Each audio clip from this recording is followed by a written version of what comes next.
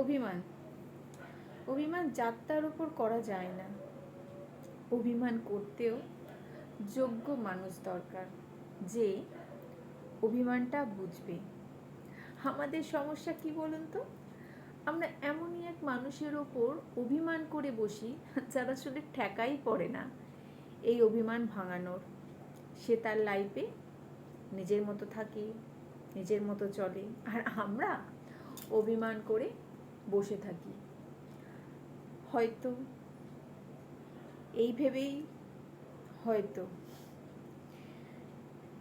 অভিমানের পরের ব্যাপারটা আরও ভয়ঙ্কর। যার উপর অভিমান করি সে যখন ব্যাপারটা বোঝে না, তখন নিজের ওপর রাগ ওঠে, নিজেকে বড় অসহায় লাগে। সেই ফিলিংসটা সত্যি খুব ভয়ঙ্কর। তাই আমি সকলকে এই বার্তাই দেব যে অভিমান করে নিজেকে কষ্ট দেবেন না, নিজেকে ভালোবাসুন, নিজেকে গুরুত্ব দিন। দেখবেন সময় ঠিক করে দেবে। আপনি যদি ঠিক থাকেন, সব ঠিক এমনিই হয়ে যাবে। নমস্কার।